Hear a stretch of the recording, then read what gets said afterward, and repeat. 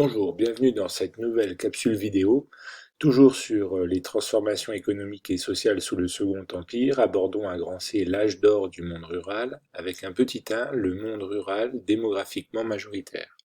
En effet, les campagnes continuent à regrouper la majorité des Français, soit plus de 70% de la population, et la plus grande partie de la population active. Le Second Empire correspond à un apogée des campagnes françaises. L'essor urbain absorbe une partie de la population et fait mécaniquement augmenter les salaires agricoles. De plus, la peur des disettes disparaît.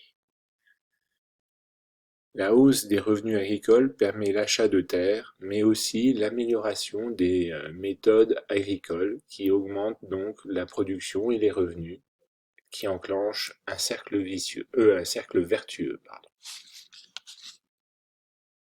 Petit 2, une spécialisation agricole sous le Second Empire.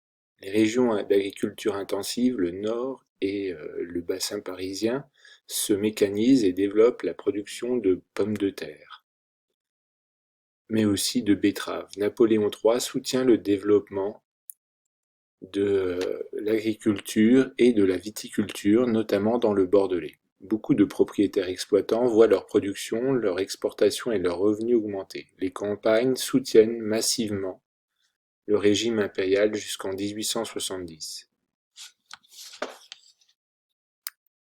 Petit 3, des facteurs du déclin apparaissent. En effet, la prospérité ne profite pas à tous et la masse des ouvriers agricoles sont en déclin et les ruraux les plus pauvres partent à la ville, ce qu'on appelle l'exode rural, pour trouver du travail dans les usines. De plus, il y a la montée de l'individualisme qui fait disparaître certaines pratiques communautaires qui permettaient aux plus pauvres de survivre. Troisième élément, il y a le déclin des manufactures dans l'espace rural. Les manufactures, c'était des petites entreprises ou des petites usines, mais aux méthodes artisanales.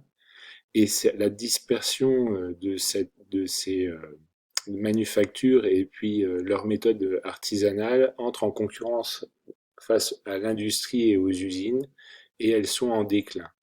Enfin, dernier élément, le développement des chemins de fer facilite les trajets et facilite l'exode rural, ce qui explique donc une partie du début du déclin du monde rural français face aux villes.